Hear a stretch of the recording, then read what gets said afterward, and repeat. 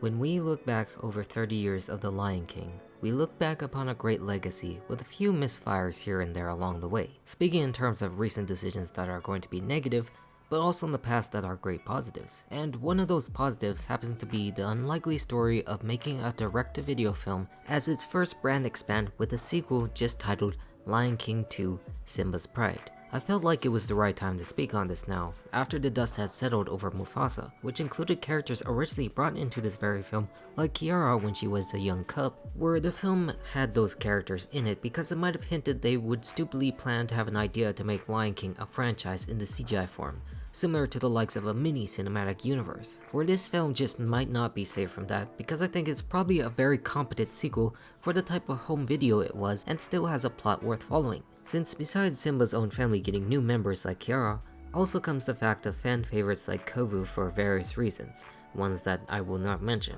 A line that actually comes from the outside clan that originally followed Scar until they were exiled, forming a relationship with Kiara and making things difficult for their own families. Basically, like they all said, if the original Lion King was inspired by Shakespeare's Hamlet, then this one would be inspired by his Romeo and Juliet, a logical continuation of such themes from his plays into the circle of life, where people find themselves in the most important moments and how it relates to love or grand purpose. Where finally, on the other hand, I just want to talk more positively about these films after being on a roll over the worst of the bunch. Maybe not all of the worst yet, but you get what I mean when you just see sucky film after sucky film and it just doesn't stop. Which still seeps into this film to some degree. It isn't free from all the other film's quality compared to the original, of course, but how that was to be expected. For a film released in this form, knowing what kind of story it was, but focusing on the romance of the two worlds apart. And you kinda already get these slices of love in the main film with Simba when he grew into his own role, with this being exactly the add-on it needs to be without creating a series that most were actually supposed to in the first place. A fact that 1998 was a year that Disney really ramped up releasing straight-up sequels, having Pocahontas and Beauty and the Beast come out alongside this Lion King film that wasn't exactly tethered to a television show as the beginning of this era would show with films like Aladdin. Which, speaking of that film, Return of Jafar was released back before Lion King did in the same year in 1994, where they even talked about doing the sequel to Lion King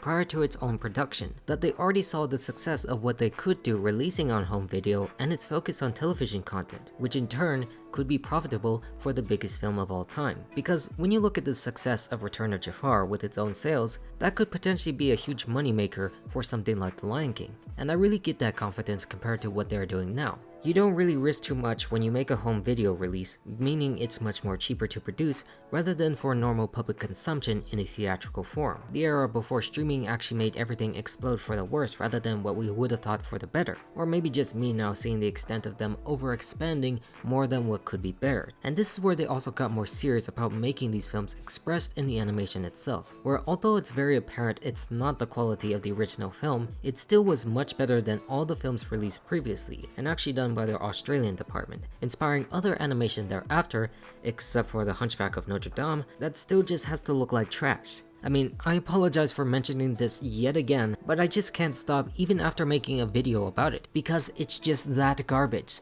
Like seriously, how can you make something look like this when 4 years earlier you could make something look like that? Make it make sense, because I still do not have any concrete answers. But just let's move on from that again and talk more about The Lion King 2 and why it's decent. Automatically, we are pulled back into the world by the first song performed yet again by the talent of Level M, who performed the opening chant in Circle of Life, but how Lion King 2 begins more softly, taking place at night rather than sunrise. Well, actually it does transition into that later because it takes place at the end of The Lion King rather than the immediate to dawn effect in the first place. The song He Lives in You translates back into the first film with Rafiki's own words about Simba's father Mufasa, who now watches from above as we reach that climax when Kiara is first shown, continuing the theme of the Circle of Life clearly to the next generation, but with a female cub rather than a son. That the importance of this song is reflecting on Mufasa's legacy with Simba and his newborn daughter, which could have possibly played a factor in why they chose Mufasa to be the film it was when it went back and forth in time, but how this one still is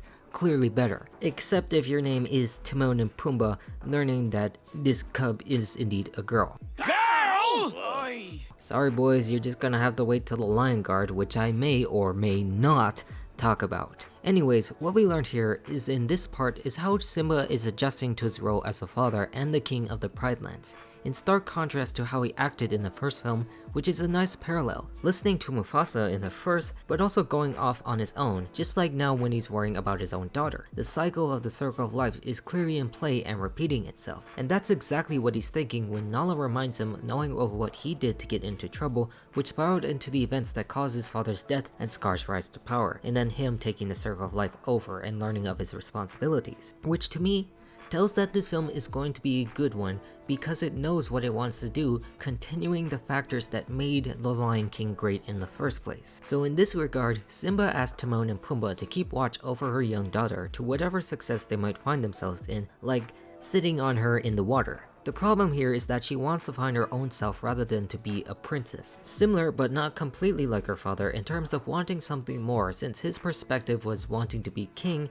and being too brave for his own good, where Kiara just wants to explore the world and find another piece of herself, potentially a mate in this situation, distracting Timon and Pumbaa for their love of grubs and going off to the outlands like she was told not to. From there, she finally meets Kovu, a male cub a part of the Outsiders, before getting along after narrowly escaping some crocs in the water. Because of this, she tries to form a friendship with him, playing around until Simba shows up protecting her, with his own mother Zyra also showing up. We get the knowledge here that Zyra is the leader of these Outsiders who believed in Scar's rule and said Kovu was handpicked by Scar to lead, to which is where I have to say events to my knowledge get a little muddy, since the way I see things, they do look about the same age as cubs, but I could be wrong about that if Scar actually chose him, which actually pertains to the production of the film where they were going to have him actually be Scar's official son, but changed it to not because Michael Eisner said that would actually make Kovu cousins with Kiara, and that's obviously incest, including the fact he would technically be first cousins with Simba directly, making things much more awkward. It's one of those things where it's probably be more appropriate to have these crazed lion fanatics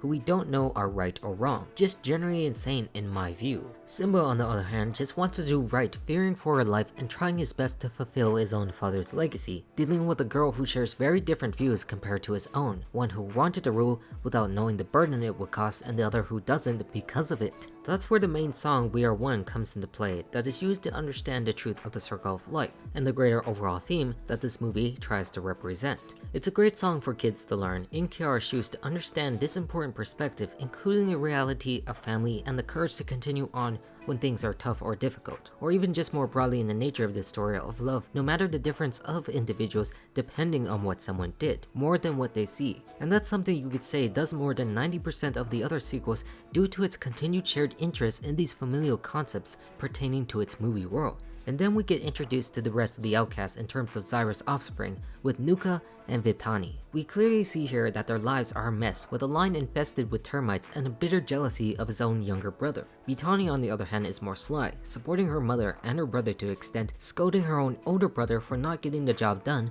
which we see later when she brings Kovu back, and immediately does the same. It's meant to be a contrast to the nature of Simba's character, and even Mufasa's to that extent, where Zyra is more cruel and mean-spirited to Kovu for going off on his own, not listening like a child disobeying a stricter parent, being one side of love and the other side of hate if you get that picture between their looks or their attitudes and why they're separated as tribes. But how she turns this into a positive in her twisted mind because of his newfound friendship that can be manipulated to let Kiara's guard down and take over the Pride Lands as a result. A genius that can only come from Scar himself, hence why he was chosen. Because if you remember the original Lion King, Scar does indeed pride himself on the fact that he got brains rather than the bronze that Mufasa had, which allowed him to backstab him during the wildebeest stampede, and Kovu can do this by infiltrating the heart of Kiara, and then by extent Simba in the literal sense. So after the song I really don't want to talk about because I just don't like it even if it is a villain song, is where we jump a few years forward with the obligatory Rafiki transition. Here we could see that he's trying to talk to Mufasa, or imply that he's just freaking insane talking to the wind about this plan of getting Kovu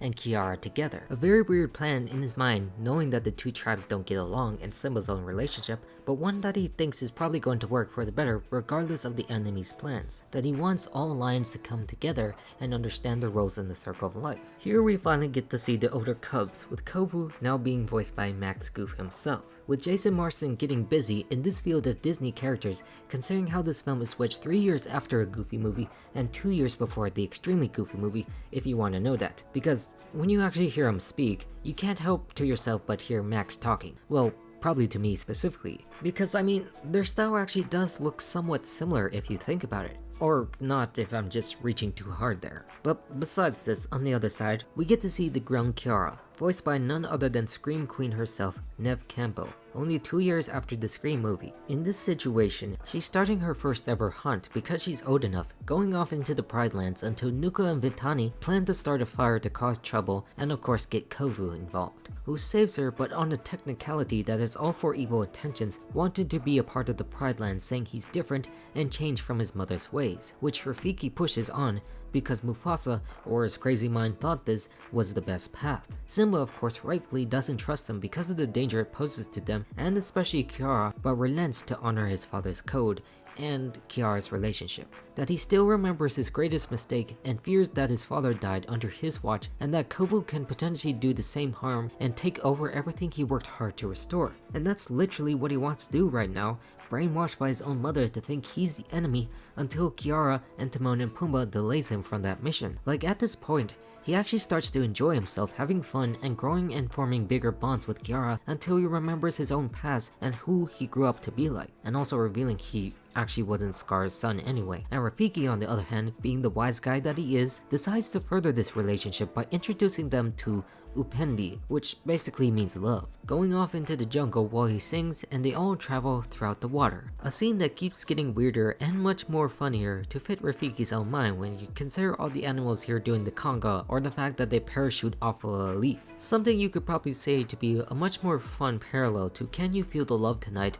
where you can turn that one sequence into an entire storyline while making the families differ greatly. Romeo and Juliet, except it's a much more friendlier perspectives to what we know in that story. Simba at the same time also opens up by allowing Kovu inside the cave, with the rest of the lines understanding where her heart is at this moment. It changes things because he actually does love Kiara now, rather than hate Simba, which he was supposed to do in the beginning as observed by Vitani, now making Zyra enraged that he couldn't muster the courage to actually kill him. Simba then decides to spend time with Kovu to tell him of all the bad things that Scar did, like letting hate into his heart rather than love, destroying his own family and himself, which Zyra actually uses as an opportunity to ambush Simba and make it appear like it was his plan all along. Except Kovu actually does try to help him the best he can, but how there's too many of them, which causes Nuka's arrogance to take over, wanting to oppress his mother until he gets killed by the fallen branches. As a result, his mother causes him to get a scar, which is still a better story than what Mufasa tried to show, and happens to relate to this fact that he still originally was planned to be the son of Scar, getting it to mark the legacy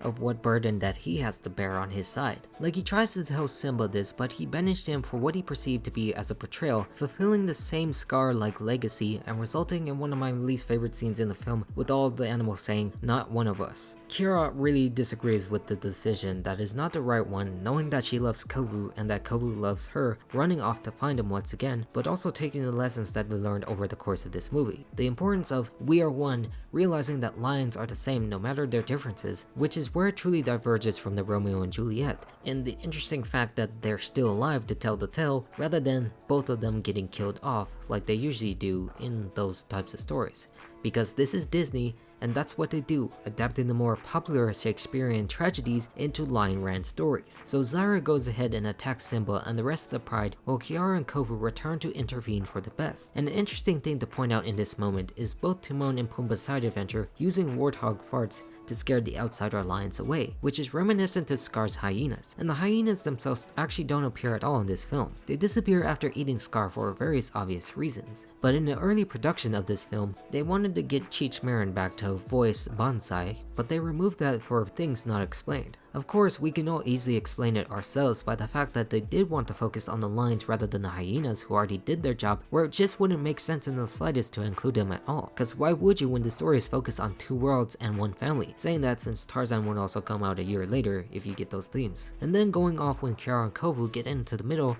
to finally stop their parents, reminding her father of the same song we saw earlier that reminds them that all lions are really the same, that they are one, as a family who live together despite the tough times in Scar's reign. And you could see this work on everyone else, including Vitani, thinking enough is enough, as do all the other lions except for Zyra, who lives in delusional fanaticism. That it's just easier for me to believe that, rather than the actual story she told earlier about Kovu being shaped to lead, because its rule never really helped anyone in the Pride Lands except itself, and only led to sanity slip away from her grasp, just like her falling into the river as a tragic death. That in the end, the parallel to Mufasa's own death come into the form of one who could not let go, a villain who devoted her life in that belief in the bad ways, preventing her from becoming a helping hand, swiping that one away. Because you remember that Scar actually caused Mufasa's death by letting him go, digging his claws to harm him towards the fall, but how here Zyra just decides to still attack on her opposite side until it was too late for her, that their fall is the result of their own doing, like Scar getting eaten after falling down and betraying his promises, or Zyra going too far for her own good. Simba also apologizes to Kovu finally, and to all the outsiders, welcoming them back and the Pride as one family, finally having them all join together on Pride Rock to stand tall, where Mufasa speaks down from the clouds, expressing pride for his son to do the right choice that Rafiki also confirms was good. That all along again, it was indeed his plan for them to be one, proving how great he was as a king who wanted all lions back despite the regrets that his brother made.